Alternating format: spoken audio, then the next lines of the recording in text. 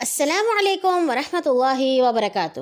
کہانی زبانی کی جانب سے خوش آمدید، جہاں آپ سنتے ہیں روزانہ رنگ برنگی نئی پرانی ہستی ہساتی سیکھتی سکھلاتی سچی خیالی تاریخی قرآنی اور دیس دیس کی مزیدار کہانیاں۔ آج ہم آپ کے لیے لائے ہیں ایک الٹی کہانی۔ الٹی کہانی کیسی ہوتی ہے سنیں گے تو پتہ چلے گا۔ عنوان ہے الٹا نگر اور اسے آپ کے لیے لکھا ہے جمیل جالبی نے۔ ایک تھا الٹا نگر۔ کہتے ہیں یہاں کے رہنے والوں کی ہر بات الٹی تھی۔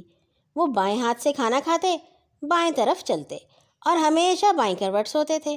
وہ لیٹ کر کھانا کھاتے اور بیٹھ کر سو جاتے، لحاف بچھاتے اور گدے اوڑھتے تھے، منہ پہلے دھوتے اور ہاتھ بعد میں، روٹی پہلے کھاتے اور سالن بعد میں۔ درزی الٹے کپڑے سیتے تھے۔ ہر شخص جوتے خریدنا ضروری سمجھتا تھا، مگر جب چلتا تو جوتوں کو سر پر رکھ لیتا۔ حکیم زکام کے مریض کو قبض کی دوا دیتے اور قبض کے مریض کو ایسی دوا دیتے کہ اسے زکام ہو جاتا۔ اگر کہیں جلدی جانا ہوتا تو بہت آہستہ چلتے، اور جہاں جلدی نہ پہنچنا ہوتا وہاں اتنی تیزی سے جاتے جیسے آگ لگی ہو۔ کسی کی شادی ہوتی تو سب مل کر اس طرح روتے کہ دل سہم جاتا، اور جب کوئی مر جاتا تو اتنا ہنستے کہ پیٹ میں بل پڑ جاتے۔ بچے سارا دن گلیوں میں آوارہ پھرتے رہتے اور بوڑھے پڑھنے کے لیے بلا ناغہ اسکول جاتے تھے۔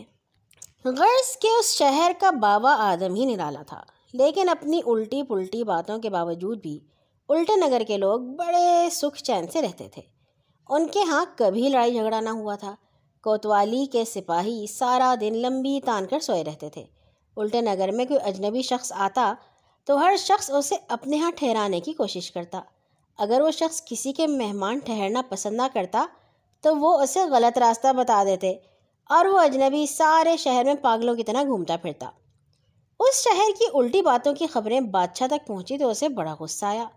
اس نے اپنے ایک وزیر کو حکم دیا کہ فوراً الٹا نگر جاؤ، وہاں کے لوگوں کو سیدھا کرنے کی کوشش کرو۔ وزیر دوسرے ہی دن الٹا نگر جا پہنچا۔ خدا ہی بہتر جانے کس قسم کا شہر ہے، مجھے تو ان لوگوں سے خوف آتا ہے۔ وزیر نے اسٹیشن سے باہر نکل کر چاروں طرف نگاہ دوڑا کر کہا۔ ایک سڑک پر بورڈ لگا تھا، یہ سڑک جنوب کی طرف جاتی ہے۔ وزیر بولا، لا حول ولا قوت، ارے یہ حماقت تو دیکھو ذرا، صاف ظاہر ہے اس طرف مغرب ہے، مگر ان احمقوں نے الٹا بورڈ لگا رکھا ہے۔ جناب یہ الٹا نگر ہی تو مشہور نہیں ہو گیا، ایک افسر نے کہا۔ وہ آگے بڑھے تو ایک آدمی ملا۔ وزیر نے اس سے کہا، بھئی ہمیں کوتوالی کے جانا ہے، کون سا راستہ جاتا ہے ادھر؟ کوتوالی کے جانے کی کیا ضرورت ہے، آپ میرے گھر مہمان کیوں نہیں رہ جاتے؟ اس نے جواب دیا۔ اتنے میں اور بہت سے لوگ اکٹھے ہو گئے اور ہر شخص اصرار کر رہا تھا کہ اس کے ہاں ٹھہریں، مگر جب وہ نہیں مانے تو انہوں نے کہا، اچھا آپ کی مرضی، ایسا کیجئے ناک کی سیدھ میں چلے جائیے، تھوڑے ہی فاصلے پر کوتوالی ہے۔ وہ ان کا شکریہ ادا کر کے ان کے بتائے ہوئے راستے پر چلنے لگے۔ جب وہ سڑک کے آخر میں پہنچے تو انہیں کچی آبادی نظر آئی۔ لا حول ولا قوت، بھئی یہ لوگ تو اول درجے کے شیطان ہیں، لو ہمیں کچی آبادی بھیج دیا، حد ہو گئی، وزیر نے غصے سے کہا۔ وہ لوگ سارا دن شہر میں مارے مارے پھرے اور کہیں شام کے وقت بڑی مشکلوں سے کوتوالی کے پہنچے۔ یہ لوگ کئی دن تک وہاں بیٹھے سر پٹکتے رہے، مگر الٹے نگر کے لوگوں نے ان کی ایک نہ سنی۔ ان کی ہر بات کا انہوں نے مذاق اڑایا، ان کے بنائے ہوئے کسی قانون کو انہیں نہ مانا اور ساری تدبیریں بیکار گئیں۔ ہم کس پاگل خانے میں آ گئے ہیں، ان لوگوں کو تو گولی مار دینی چاہیے، ان کی تو کوئی کل سیدھی نہیں، ایک افسر نے تنگ آ کر کہا۔ چند دن اور کوشش کرتے ہیں، شاید ہی لوگ سیدھی راہ پر آ جائیں۔ ایک دن دو ڈاکو سرکاری خزانہ لوٹ کر الٹا نگر چلے آئے۔ ان کا خیال تھا کہ اس شہر کے لوگ بیوقوف ہیں، اس لیے وہ یہاں آرام سے بیٹھ کر موج اڑائیں گے۔ جو ہی یہ شامت کے مارے الٹے نگر میں داخل ہوئے، لوگوں نے انہیں گھیر لیا اور ہر شخص انہیں اپنے ہاں مہمان ٹھہرانے کے لیے اصرار کرنے لگا۔ اجی صاحب آپ میرے غریب خانے پر چلیے، ایک شخص نے کہا۔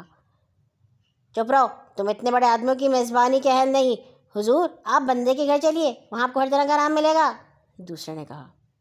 تم کیا کرایہ لوگے؟ ڈاکو نے پوچھا۔ آپ ہماری توہین کر رہے ہیں صاحب، ہم مہمانوں سے کرایہ نہیں لیا کرتے، اس آدمی نے کہا۔ پھر تو اچھی بات ہے، ہم تمہارے ہی گھر چلیں گے، ڈاکو نے کہا۔ نہیں نہیں نہیں، میں اتنی دور سے آپ کے پیچھے آیا ہوں، آپ کو میرے گھر چلنا ہوگا، ایک اور آدمی نے کہا۔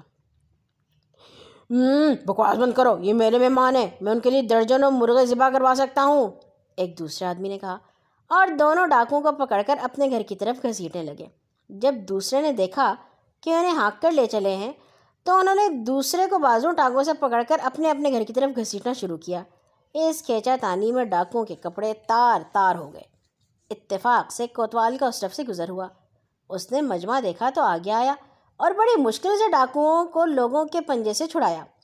क्या बात है, तुम इन्हें क्यों मार रहे हो? कोतवाल ने पूछा। मार कौन रहा है जनाब, हम तो इन्हें अपने यहाँ मेहमान ठहराना चाहते हैं, लोगों ने कहा। ओह, तो ये झगड़ा है। इसका हल सिर्फ ये है कि इन दोनों को मैं अपने यहाँ मेहमान रखूँगा। तुम सब अपनी अपनी राह लगो। कोतवाल ने बड़े रौब से उन्हें हुक्म दिया और ख़ुद उन दोनों को अपने घर ले आया। लोगों से जब कुछ और ना बन पड़ा तो उन्होंने डाकुओं की मोटर को खूब साफ़ किया और उसका पेट्रोल निकाल कर उसमें दूध भर दिया। दूसरे दिन सुबह रेडियो पर सरकारी ख़जाना लूटे जाने की खबर सुनाई गई और डाकुओं का हुलिया भी बताया गया। उल्टे नगर के लोगों ने चोरों के हुलिये पर गौर किया तो उन्हें यकीन हो गया कि कोतवाल के मेहमान ही वो डाकू हैं। वो गुस्से से लाल पीले होकर कोतवाल के घर की तरफ चले। मेरे दरवाजे के सामने क्यों भीड़ लगाई है तुमने? कोतवाल ने दरवाज़ा खोलकर पूछा। जनाब, आपके दोनों मेहमान डाकू हैं, सरकारी ख़जाना लूटकर यहाँ लाए हैं, लोगों ने कहा। हैं? वाकई? कोतवाल ने हैरान होकर कहा और चोरों को पकड़ने के लिए अंदर भागा। मगर चोर पहले ही पिछले दरवाजे से रफू चक्कर हो चुके थे। पकड़ो पकड़ो, जाने ना पाएँ, अभी यहीं कहीं होंगे, कोतवाल ने कहा। लोग भागते हुए चौक में पहुँचे। यहाँ डाकुओं की कार खड़ी थी और वो कार में बैठे इंजन स्टार्ट करने की कोशिश कर रहे थे, मगर कार में पेट्रोल की जगह दूध भरा हुआ था। वो चलती कैसे?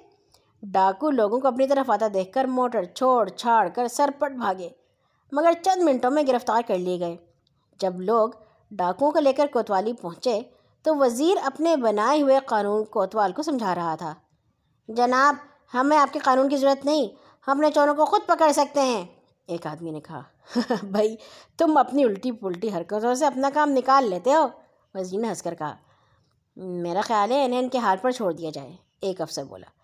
ये जाने और इनका काम, अगर हम कुछ दिन और यहाँ रहे तो हम भी इनकी तरह उल्टे पुल्टे हो जाएंगे। और सब उसी दिन उल्टे नगर से चले गए। कहानी हमारी हो गई है यहाँ पे ख़त्म। कैसी लगी है आपको? बताइएगा इस नंबर पर 0309744445 आ जाएंगे। ओह, उल्टी कहानी सुनाते सुनाते हम भी उल्टे हो गए। कल आएंगे एक और नई कहानी के साथ। अल्लाह हाफिज़।